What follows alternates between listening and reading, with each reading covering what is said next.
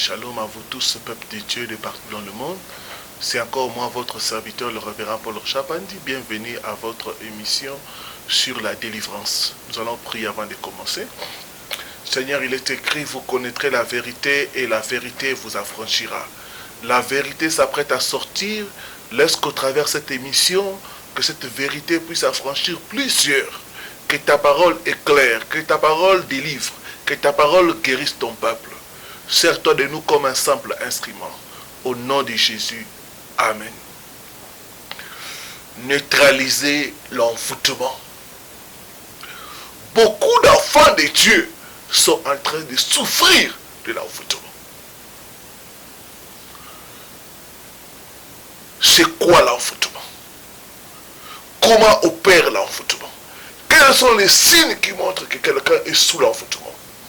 Et comment neutraliser, paralyser l'envoûtement? Lisons dans la parole du Seigneur, Galates chapitre 3, du 1er au 3e verset, et puis Nombre chapitre 23, le verset 23. Ô Galates, dépourvus de sens, qui vous a envoûté, vous aux yeux de qui Jésus-Christ a été peint comme crucifié? Voici seulement ce que je vais apprendre de vous. Est-ce par les œuvres de la loi que vous avez reçu l'esprit ou par la prédication de la foi? Êtes-vous tellement dépourvu de sens après avoir commencé par l'esprit? Vous voulez maintenant finir par la chair. Nombre chapitre 23, le verset 23. Il est écrit ceci. L'enchantement ou l'envoûtement ne peut rien contre Jacob, ni la divination contre Israël. Beaucoup souffrent des conséquences de l'envoûtement. L'envoûtement est réel. L'envoûtement existe. Dans notre texte de base des Galates, on nous apprend qu'un chrétien peut être envoûté. Les Galates étaient les chrétiens. Ils étaient nés de nouveau, mais envoûtés. L'apôtre Paul dit, qui vous a envoûté? Ils étaient envoûtés, mais ils ne savaient pas. C'est le cas de beaucoup de gens que je reçois. Certains m'appellent, d'autres viennent au bureau. D'autres encore, par les réseaux sociaux, nous écrivent. Et quand nous sommes en train d'écouter leur histoire, chaque fois, il y a une seule conclusion. La personne est sous l'envoûtement. Je vais te dire, mon frère, ma soeur, qu'avec Jésus-Christ, ta délivrance est possible. Il est écrit, vous connaîtrez la vérité, et la vérité vous affranchira.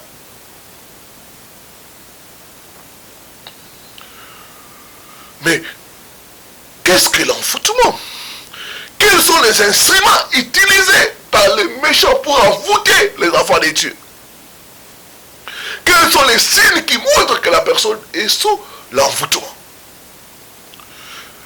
C'est quoi l'envoûtement? L'envoûtement, c'est manipuler une personne, manipuler une place ou une chose en utilisant le pouvoir de la sorcellerie.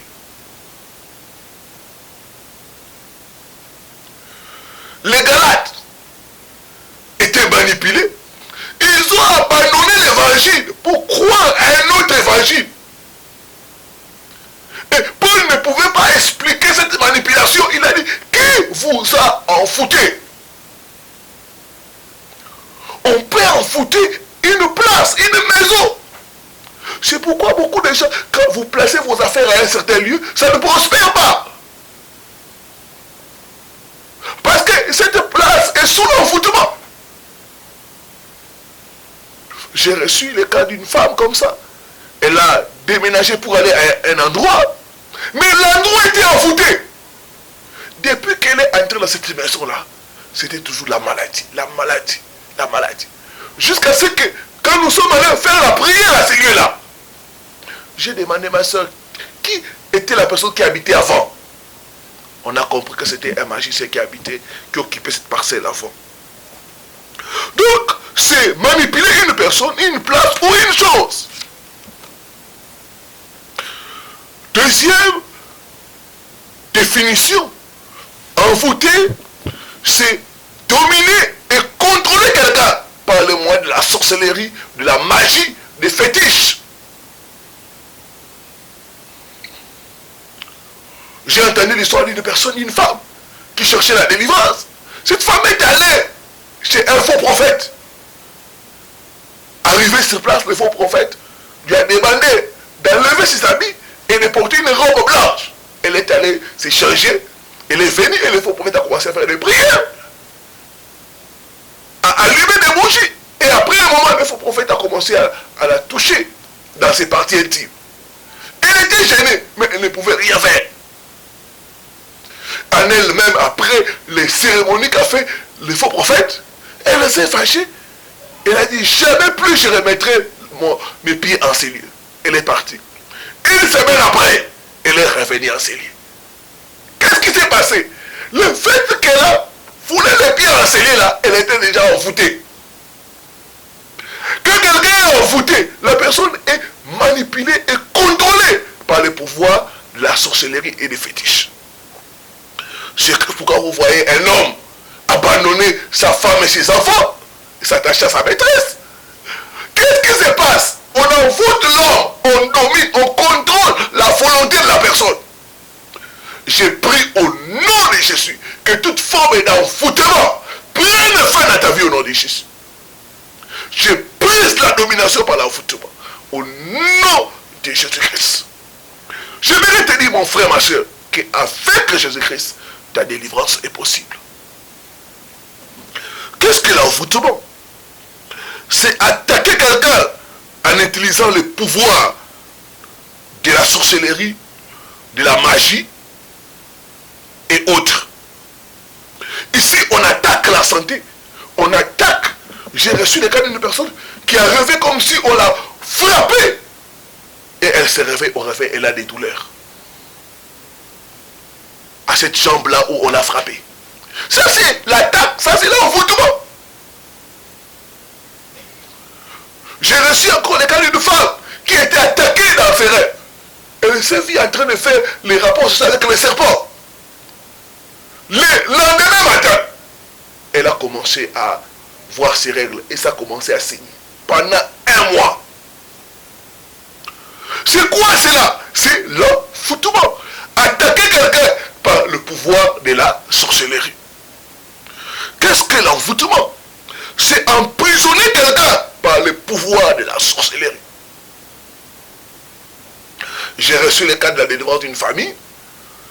Et quand j'ai commencé la délivrance d'une de leurs grandes soeurs, le mauvais esprit de leur maman a commencé à parler, de leur mère.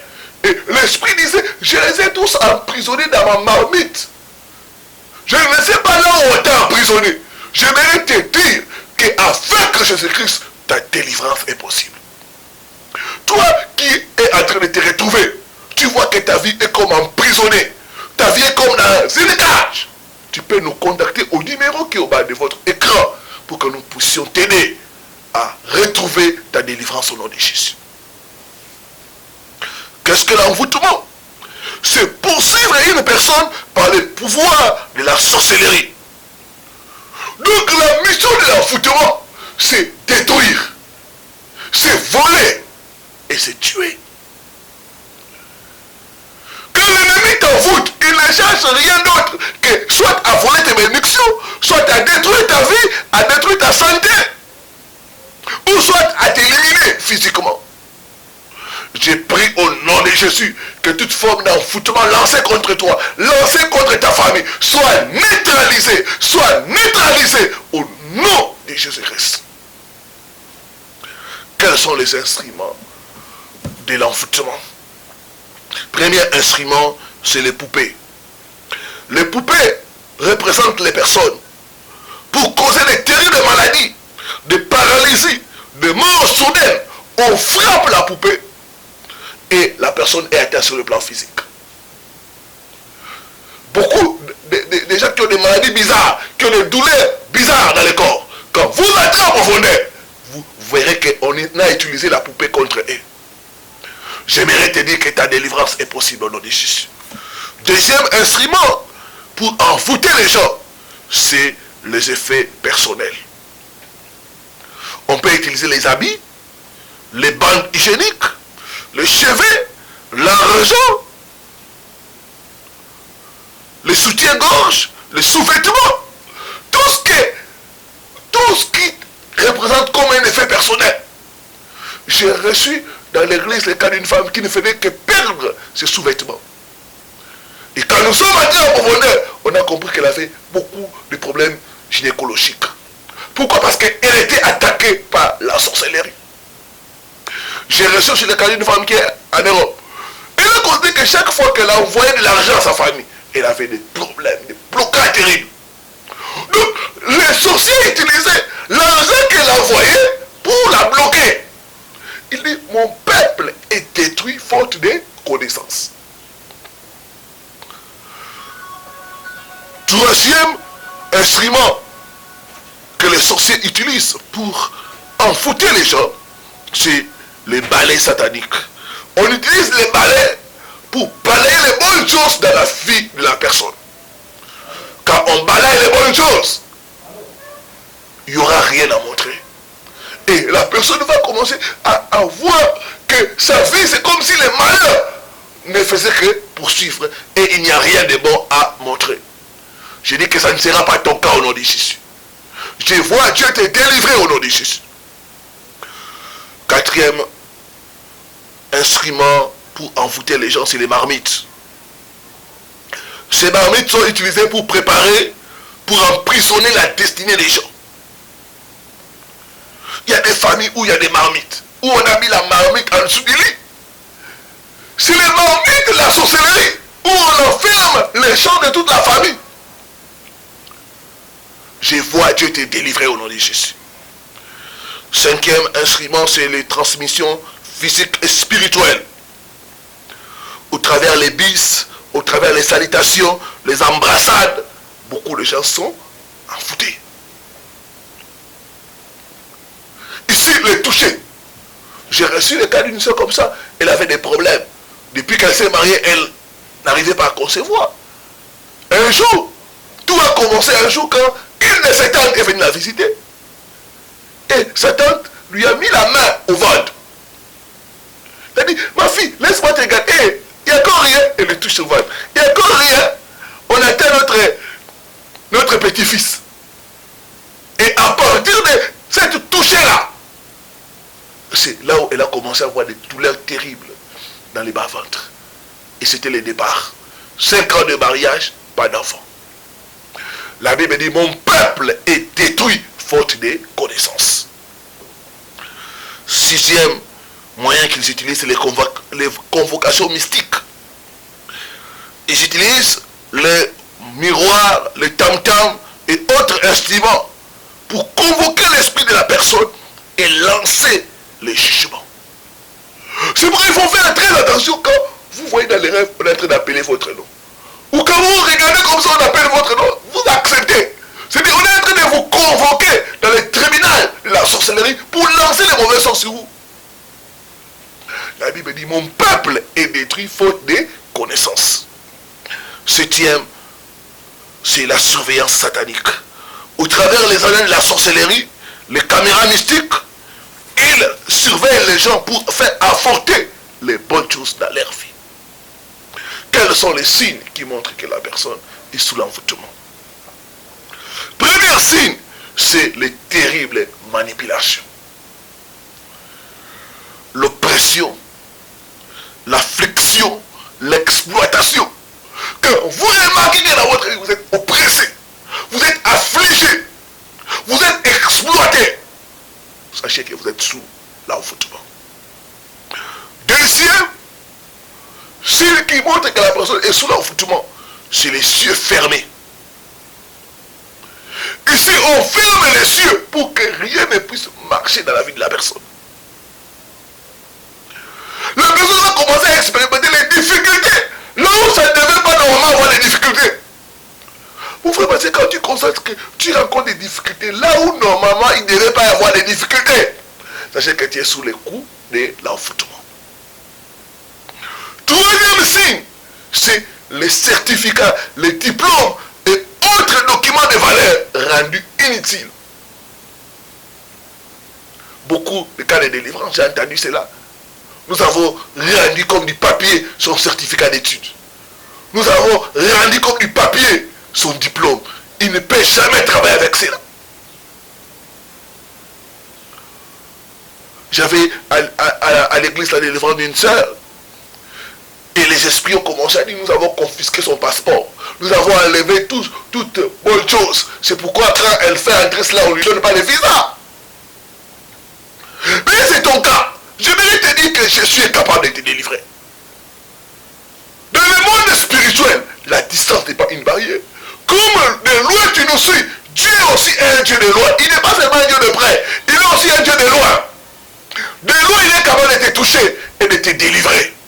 Je vais te dire, mon frère, ma soeur, doute de tes doutes et contacte l'homme de Dieu pour ta délivrance. Tout c'est trop. Cet envoûtement doit prendre fin au nom de Jésus. Je dis que cet envoûtement doit prendre fin au nom de Jésus.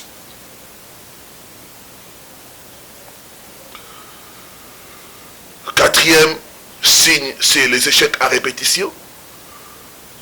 Tu ne fais que refaire les examens et toujours échec. J'ai reçu le cas d'une soeur qui était sous l'envoûtement. Elle a passé les tests de permis plusieurs fois. C'était toujours échec sur échec. Un autre cas d'un frère qui est venu à l'église, qui était sous l'envoûtement. Elle a fait l'examen d'état, le baccalauréat. Chez lui au village pendant 7 fois. Toujours échec sur échec. Quand il est venu à Kinshasa, il nous a suivis à la radio. Il a dit non, je dois contacter cet homme de Dieu pour la prière. Nous avons prié pour ses frères, nous avons détruit les envoûtements. Et nous lui avons dit, va maintenant faire l'examen d'état. Ne fais plus dans le village, fais cela à Kinshasa. Et le frère a passé l'examen d'état. Et il a réussi. Échec à répétition, c'est le signe de l'envoûtement. Je parle à toi, ma soeur. N'est-ce pas l'envoûtement? Tout ce que tu fais, c'est échec sur échec. Tu essaies le petit commerce, c'est échec. Tu essaies même de prêter aux gens les marchandises. Les gens fuient avec tes marchandises. Quelque part, ça ne va pas. J'ai dit que ta délivrance est possible. Blocage, pas de progrès. Ici, on lit la personne au même endroit. Sixième signe de l'envoûtement, la haine, le rejet et la malchance. Septième signe, les pleurs, le chagrin et les questions sans réponse. Pourquoi seulement moi? Pourquoi là où les autres réussissent facilement, moi je dois toujours échouer? Pourquoi quand un homme commence avec moi, après 3 mois il m'abandonne pour aller prendre une autre femme et l'épouser? Une vie de questions sans réponse montre que la personne est sous l'envoûtement. Huitième, c'est le combat dans tes relations. Quand quelqu'un est sous l'envoûtement, on va tourner ses relations contre lui. Il y a beaucoup de gens qui m'écrivent, pasteur, mes enfants se sont rebellés contre moi. On tourne tes enfants, on tourne ton mari, on tourne ton épouse contre toi. Ta femme t'abandonne, tes enfants ne veulent plus te sentir. C'est parce que tu es sous le coup de l'envoûtement. Neuvième signe de l'envoûtement, c'est la disparition des agents de bénédiction. Ceux qui te promettent de t'aider te laissent tomber comme ça. Quelqu'un te fait une promesse, jamais la personne n'arrive à réaliser cela. C'est parce que tu es sous le coup de l'envoûtement. Dixième signe, c'est les attaques dans les rêves. Les rêves des serpents, les rêves des chiens, des oiseaux, des chats, des toilettes sales et remplies. Les rêves d'injection, les rêves de manger, ou ce qu'on appelle les repas de nuit, les couches de nuit, ce sont des choses qui montrent que la personne est sous l'envoûtement. Je vais te dire que ta délivrance est possible au nom de Jésus. neutraliser l'envoûtement. Première chose, tu dois abandonner ta vie à Christ et vivre dans la sanctification si tu veux neutraliser l'envoûtement. Tu ne peux pas neutraliser l'envoûtement sans Jésus. Tu ne peux pas neutraliser l'envoûtement si tu veux une vie de désordre. La Bible dit, soumettez-vous à Dieu et résistez au diable. Tu dois mener une vie de soumission à Dieu si tu veux résister à l'ennemi, si tu veux neutraliser l'envoûtement. Deuxième chose, tu dois analyser ta vie pour découvrir les aspects où tu vis des situations contraires à la parole de Dieu. Tu dois t'asseoir, commencer à examiner ta vie. Tu commences à examiner ta santé. Tu commences à examiner tes affaires. Tu commences à examiner ton mariage.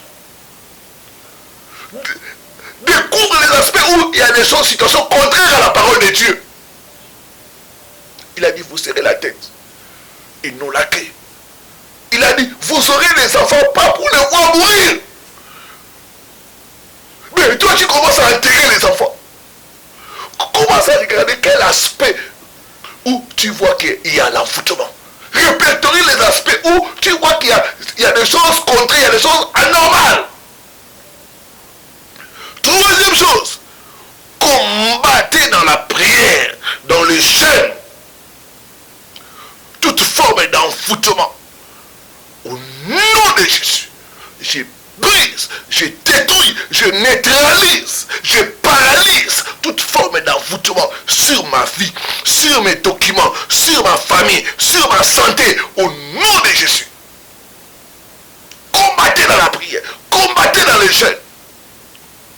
C'est une chose que le diable a peur, c'est la prière. David dit, au jour où j'écris, mes ennemis reculent et tombent.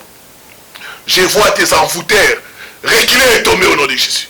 Je dis, ils vont reculer et tomber au nom de Jésus. Quatrième chose, invoquer le jugement de Dieu sur toute personne qui utilise l'envoûtement contre toi. Au nom de Jésus-Christ, je libère le jugement de Dieu. La Bible dit, tu ne laisseras pas vivre la sorcière. Le jugement de Dieu contre nos envoûteurs, c'est la mort. Déclare le jugement. Je libère le jugement de Dieu contre toute personne qui s'oppose à mon mariage. Qu'il soit frappé, qu'il soit détruit, qu'il soit retranché au nom de Jésus. Invoquez le jugement de Dieu. Que le jugement de Dieu tombe sur lui. Que le jugement de Dieu tombe sur ses enfants. Toute personne qui veut troubler mon mariage, toute femme qui veut troubler mon mari par les fétiches, je déclare que le jugement de Dieu tombe sur elle au nom de Jésus. Je déclare la mort sur toute personne qui envoûte ta vie au nom de Jésus. Périssez, soyez détruits au nom de Jésus. Il dit, mais tu ne peux pas vaincre l'ennemi si tu n'es pas violent, si tu n'es pas violente. Le diable respecte le langage de la violence et de la force. J'ai pris au nom de Jésus que le jugement de Dieu tombe sur toute personne qui trouble ta vie au nom de Jésus-Christ. Il faut l'agression, il faut être agressif dans les prières. Cinquième chose, enfin, déclarer la protection divine sur toi et sur ta famille. La Bible dit, aucun malheur ne nous arrivera. Fais les déclarations de victoire, de protection. La Bible dit, il nous couvre. Il va nous couvrir comme une muraille de feu. La Bible dit, son sang nous donne la victoire. Commencez à déclarer les promesses de Dieu, de protection, de victoire sur l'envoûtement et sur les sorciers. Ils l'ont vaincu à cause du sang de Jésus. J'ai vaincu l'envoûtement à cause du sang de Jésus. Il est écrit, l'envoûtement ne peut rien contre moi. Je suis Jacob. Toute forme d'envoûtement lancée contre moi, lancée contre ma santé, je déclare cela nul et sans effet au nom de Jésus. Commencez à déclarer la parole de Dieu. Déclarer la protection de Dieu sur toi, sur ta famille, sur tes affaires, sur tes projets, au nom de Jésus-Christ. Je vais prier pour vous qui avez été touchés. Père, au nom de Jésus-Christ, j'amène ton peuple. Beaucoup sont victimes de l'envoûtement. Tu es pour nous le Dieu de délivrance. Seigneur, délivre ton peuple, papa. Que toute forme d'enfoutement dans la vie de mon frère, de ma soeur, soit brisée au nom de Jésus. Je détruis, je brise, je paralyse toute manipulation dans la santé, dans les affaires, dans les documents administratifs. Au nom puissant de Jésus, je libère le jugement de Dieu contre toute personne qui trouble par la sorcellerie, par les fétiches, par la magie, la vie de ton peuple, notre Dieu. Toute personne qui trouble les affaires, la santé, la destinée maritale, que le jugement de Dieu tombe sur cette personne maintenant. Au nom puissant de Jésus, qu'il soit détruit, qu'il périsse au nom de Jésus-Christ. Comme Pharaon et toute son armée, que la mer rouge les engloutisse maintenant, au nom puissant de Christ. Je libère les bénédictions de ton peuple confisquées par les sorciers au travers de l'enfoutement. Je libère cela, au nom puissant de Christ. Je commande que ton mariage soit libéré. Je commande maintenant que tes documents administratifs soient libérés au nom de Jésus. Que ta santé soit libérée au nom de Jésus. Je commande que tes finances soient libérées au nom puissant de Jésus-Christ. Merci Seigneur Jésus. Merci Papa pour les délivrances que tu es en train d'opérer. Merci parce que tu es le Dieu qui nous donne la victoire sur l'envoûtement et sur les envoûteurs. Tu es le Dieu grand, tu es le Dieu puissant. À toi la gloire, à toi l'honneur, au nom de Jésus. Merci Seigneur Jésus-Christ. Amen, amen, amen. Ne manquez pas d'aimer la vidéo et de partager avec plusieurs pour les aider. Que Dieu nous bénisse. À très bientôt.